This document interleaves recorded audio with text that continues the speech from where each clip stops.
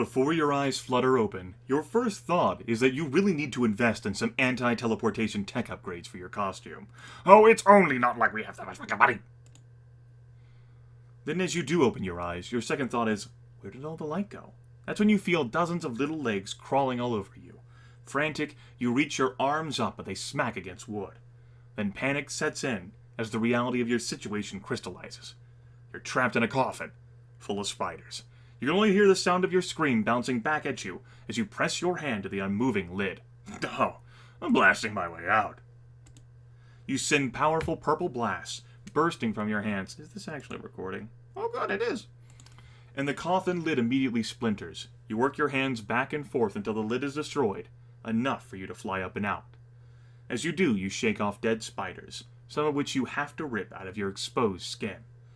You look around and find that you aren't free yet. You're still in a large cage made of horizontal metal bars, and Grandma lies unconscious beside you. You rush to her side. Thankfully, her pulse is still strong. She's just knocked out. She'll be fine. She dodged the brunt of the attack, Jenny says from nearby. You spin to find she's in a metal cage of her own, unarmed. You scan the room for Toronto Rain, but she doesn't appear to be here. Your energy bounced off the metal bars and hit her, which means you won't be able to blast your way out of these cells. You immediately think of Midship J2, knowing you need to get Grandma medical attention. J2, where are we? But as the thought forms, you feel a vacancy somewhere in the back of your mind. When J2 doesn't immediately respond, you raise your wrist to find a scabbed-over crevice where your midship used to be. You feel a wave of despair run through you, paired with a jagged rush of loneliness. Is this what Grandma feels like all the time without a midship? So unplugged? You turn to Jenny. And even though she's already scanning the room for escape points, she too rubs her wrist anxiously. What kind of maniacal evil genius could have laid such an elaborate trap? Prodigal suddenly says, appearing across the room. I mean, spider coffins, leech meat-chips, energy-proof cages, it's downright indulgent. Evil extravagance at its absolute finest, don't you think? You look over at Prodigal and take in your surroundings. You're in what appears to be some kind of technologically tricked-out underground bunker that smells like a mixture of ripe laundry and frozen dinners. Then you notice the walls. They're covered with vintage posters of your parents in their The Sound and the Fury costumes. Every inch is occupied with the photos, but they've all been twisted and distorted with graffiti. Then you see the center of the wall, where a life-size photo of you in your ineffable costume hangs. What the slugger is this? Welcome to my luscious lair, Prodigal says, waving her arm around. You like what I've done with this place, chickens? Why have you taken us here? Greedy, greedy, oh so needy. Hold your horses. I'm rigging something up that will answer all of your meddling questions, Prodigal says, looking down at a tablet device that appears in her hands. But if you must know, we're about 3 miles underneath the Big Sur fusion plant. That's impossible. How many times have my character fucking thought, no, this cannot be? It's getting a little... Come on, dude. The BFP powers the entire way. I mean, it's fucking possible for this fucking twit to, like, teleport you here, there, everywhere. So, I mean, why not, right? Powers the entire western portion of America, so its security measures are quite literally impenetrable. It's 30 miles inland from MC, but there's no way you're anywhere within 10 miles of the plant. Otherwise, you'd have been detected instantly. Your look of skepticism wounds me, Prodigal says. I happen to have the power to generate whatever technology I can imagine, so long as it has some kind of warfare application. Rather bizarre how power sets can take on parameters like that, isn't it? Anyway, bypassing every security measure of the BFP took a long time to sort out, but I eventually worked up the appropriate countertech. This little hideaway is accessible only by telelock.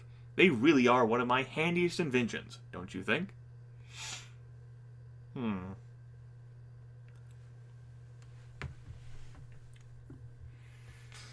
It certainly explains why Prodigal can make technology and weapons appear out of thin air. But I do tire of explaining myself. It's all right here for you, Prodigal says. She reaches between the bars and hands you the tablet. You look down at the screen and it reads, The Prodigal Plan. You've got to be kidding me, you say. What are you, a comic book villain? Laugh all you want, but we're in the age of interactive reality, my little the ineffable. Prodigal replies with malice. I've captured every step of my ride as a villainous legend for the public's pleasure. As a matter of fact, we're rolling now, so make sure to smile for the cameras. Prodigal gestures towards several floating dots that hover around her. Evidently, these are cameras following her every move. Your reading through my master plan is part of the grand climax, so do hurry along. You look down at the tablet again, and a holographic menu of options appears under the header, the manifesto. I don't... Fuck you. Without even glancing down, you toss the tablet to the ground and listen as it cracks in two. You maintain eye contact with Prodigal, making sure she knows that you won't be playing by her rules anymore. Well, that was rather rude, Prodigal says through clenched teeth. You smirk, happy to have pissed her off. Oh, good, Grandma Reaper is back with us, Prodigal says as Grandma begins to stir at your side. She will want to hear what's coming next. You immediately squat down and help Grandma sit up. She nods at you, indicating that she's all right, for now. Meanwhile, Prodigal has begun to pace, filmed on all sides by our floating cameras. And now the time has finally come to break the ineffable spirit. First I shall make the Reapers watch as I murder their beloved agent, Jenny. Jenny balls up her fists. She's clearly not going down without a fight. Still, cold fear creeps its way into your chest. You have to find a way to escape. Then I'll make the ineffable watch as I kill sweet Grandma Reaper, Prodigal says. I think strangling her with some dead vines will do quite nicely. Such poetic symmetry, don't you think? This sends you over the edge. Prodigal isn't coming near Grandma. Ever again. You're about to attack when you see that Jenny holds out a slip of paper through the bars of her cell. Where the slugger did Jenny get a pen and paper? What is this, the 21st century? You glance at Prodigal, but she's too busy with her monologue performance to notice Jenny's note. Then I shall commit the ultimate act of my career. I shall finally murder the ineffable. It's rather silly that I haven't done so already, but the narrative arc demanded some dramatic pause. For when he finally does die, I want him to be truly alone, without hope or trust left in this world. But you've already stopped listening to Prodigal, instead deciding whether to risk grabbing the note from Jenny. No, I don't want to put Jenny in any immediate danger. Yes, maybe Jenny has an idea for an escape. Only take the note if the right opportunity presents itself. You wait for a few seconds.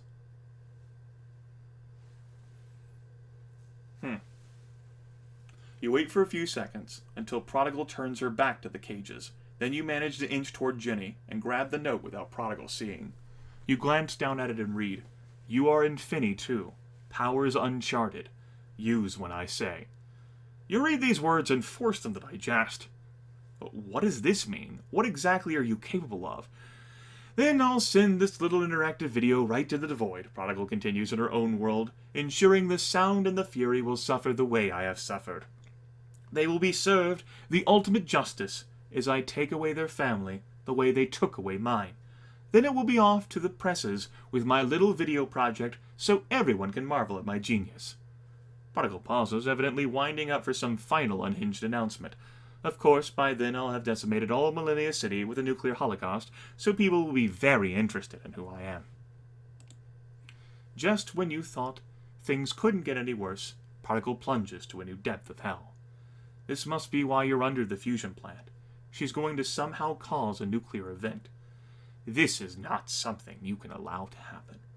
Prodigal lets out a ridiculous fake laugh. She's really playing at this villainous thing pretty hard, which isn't all that stupid, you think. The more convincing her performance, the more people she will probably get to tune into her little video project, no doubt. Only then will I be the most legendary villainess of all time, Prodigal yells. After I achieve the greatest act of terrorism ever committed on American soil, the inevitable will be known as the most useless hero of all time, and I will become a living legend. Prodigal finally stops pacing and takes a massive breath, immensely pleased with herself. And now then, let's do some killing, shall we?